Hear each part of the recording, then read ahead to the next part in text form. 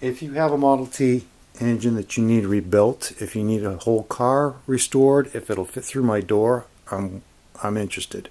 Welcome back, everybody. I just wanted to take a couple of minutes, and before I get it all covered up, I wanted to show you what was going on in here. So let's take a closer look, and I'll tell you what we got going. Okay, so down here we have a counterbalanced crankshaft. This is a reproduction. It's brand new. It's quite a bit beefier than the stock crankshaft, which all of mine are buried, or I'd show you. Basically, the stock Model T crankshaft looks like a bent hairpin. We got a new gear. That's brand new. We got rebabbited main caps.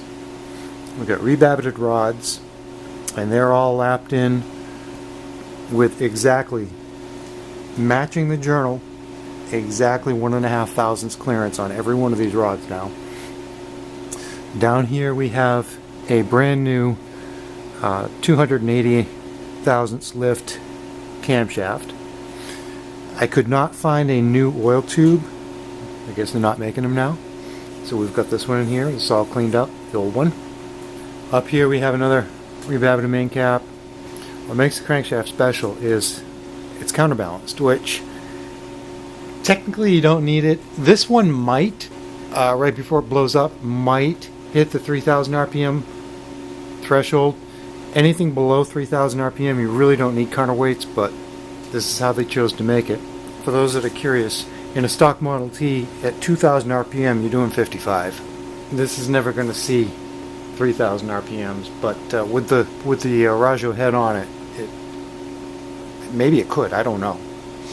I've got overhead valves on my car, and it won't rev that high. But the fastest I've ever gone in that was, well, maybe it would rev that high. I don't know. I've gone 65 in that, and I'm guessing that was 2,500 RPM, somewhere in there. So very low RPM engine. It's inline, so it's more torque than horsepower. And then up here we've got the third main, rebabbited, of course, 1.5 thousandths clearance, the whole deal. And I've got nylocks on here instead of the original cotter pins. We got Chevy rod lock, Chevy connecting rod lock nuts on these rods. And basically what that is instead of being straight threads, the top thread's just bent just a little bit, so it grabs.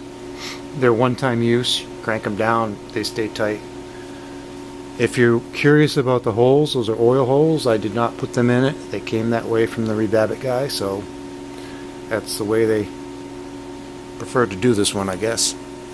There's a huge debate in the hobby, the Model T community, whether you should have holes, whether you should have the Chevy dippers, whether you should have a hole on the other side or no holes.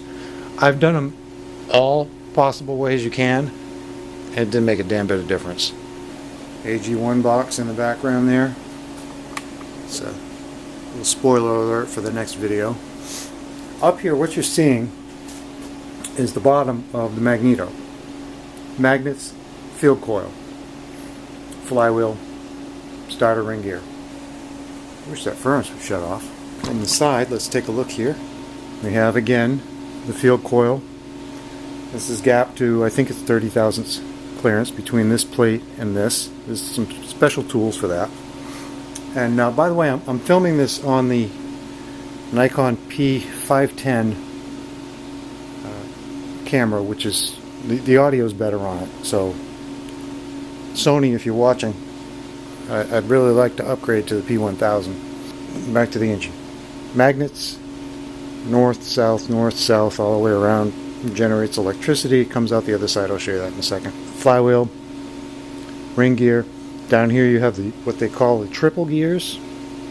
This is a planetary transmission, and the way it works is you stop one drum and it makes this drum and the drive shaft turn backwards. You stop the next drum and it makes this assembly here turn forward slowly. Or if you lock up, this up here is the clutch, these fingers. This is your high-speed clutch. If you lock those up, this all locks up hard, and it turns the same from the flywheel to the output shaft. We got stainless steel safety wire. There's a modern clutch in there. I'm not taking it out to show you. If you want to see what that looks like, go to the transmission video on my channel. And this third drum here on the band. Okay, so these are the bands. This is Kevlar. And the way that these drums are stopped, and this one will stop this and the car, is they squeeze. So basically they clamp down. And like I said, when you do the first one, it goes backwards, second one goes forward, and then the third one is your brake. Actually about to put those bands on. Oh, the needle bearings. There's needle bearings in the triple gears. The triple gears. There's needle bearings in there. These are brand new as well. These drums are all brand new. When I first started doing this, you couldn't buy this stuff. I mean, look at those. Look at those drums. They're absolutely perfect. They're a work of art. And now you can get almost anything for it. There's a new spring in here as well. And the reason I put the new spring over just leaving the old one in is, one, it was dirty down in here. I had to take it apart to clean it. But two, with the Rajo head that's going to go on this is going to be putting out quite a bit more horsepower than it was designed. It's probably going to be up in the 45 horsepower range between the head and the modifications that I'm doing to it. On this side, you can see the holes where they balanced them. Typically they balance them in from the end, but this the guy I hired this time, I guess, decided to do it there. I don't think it matters any. But normally from the factory, and normally there'd be holes out here. The Ford factory 100 years ago balanced this on knife edges. So you basically 2 knives and a rod across with this in the middle, and they would just drill holes until it stopped wherever they wanted it to and didn't to continue on. The balancing job that we do now, and yes, I subbed that out because I don't have $500,000 for the machine.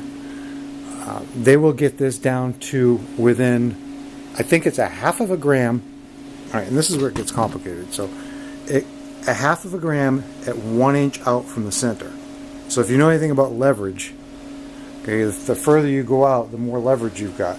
So 1/2 gram here is probably 1 gram out here somewhere. And oh, good, the furnace stopped. On this side, we can see underneath the camshaft, we've got adjustable rocker arms. We didn't need them, but I can't buy the solid ones. They don't make them anymore. So they'll be set at whatever they're set at, and the adjustments for the valves will be on the head, which you can see right over there on the bench behind the vise. Anyway, oh, and we've got aluminum pistons in there as well.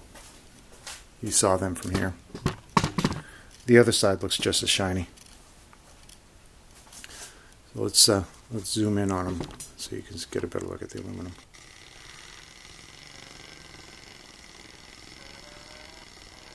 That's what I love about this camera. Focused on the crank. Okay, there you go. There you see the aluminum pistons in there with a little red dot on it. The rings, for some reason, the rings fit perfect right out of the box. I didn't even have to fit them. I checked every single one, but I didn't have to change them. Okay, my battery died. Do better, Sony. Do better. There is the cover for the transmission. There is the old field coil for the Magneto. There are some of the parts there. Some more bands. It's the intake and exhaust manifold, the front timing cover. There's the old triple gears down there. There's the pan. That one came out of my stock. The one that this engine came with. And please excuse the mess. I have a very, very, very small shop. The pan that came with that engine had no ears on it, so he couldn't use it. And up here we have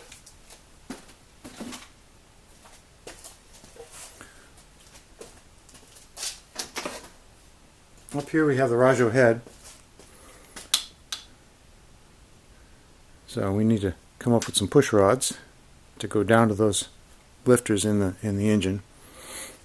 And I'm not going to tip it over. It's extremely heavy, and it's happy where it is, so I'm not going to tip it over at this point. Oh, here's one of the original ears. Look at that crack. You can see that crack or not. it's split right in the end. Anyway, I just wanted to go over this engine, and one, to document it, and two, I think this is probably one of the most pretty engines I have ever built on the inside. And then the owner decided he wanted me to paint the outside flat black, so everybody's got their own tastes, I guess. It's not my color. I think I would have been happier if he wanted me to paint it gloss pink, but he wanted flat black, so that's what he's going to get. The customer's always right. That's the color he wants. So that's the color he's going to get. That's it for this video.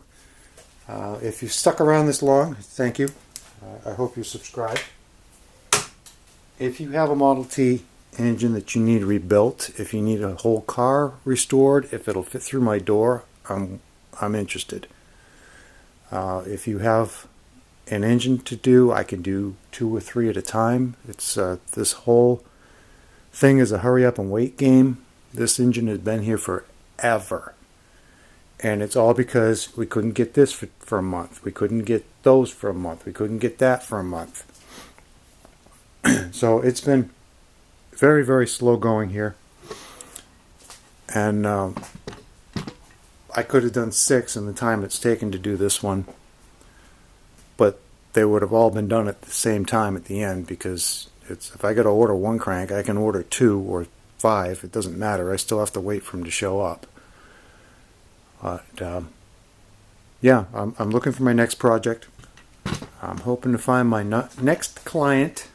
Hopefully it's somebody like this gentleman here. He wants the best of the best, and that's the way I like to do it. You know, I just want to make it run.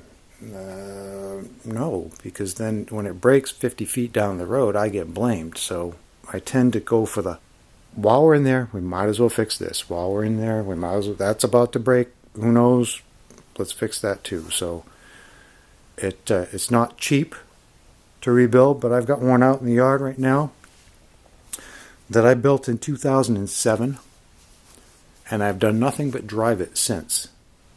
I adjusted the bands once in Maine on the side of the highway overlooking a cliff down to the ocean. What's 2008? That's 17 years. I've never had to adjust any of these. These are adjustable, these little shims here. I've never had to touch it. And it runs great, it drives great. So when you do an engine right, they last. Like I said, if you have an engine you need done, send me a note.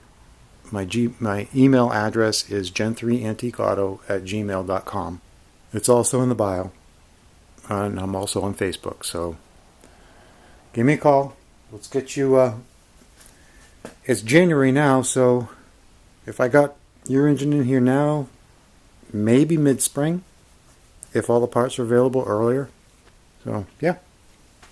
Well, thanks for watching.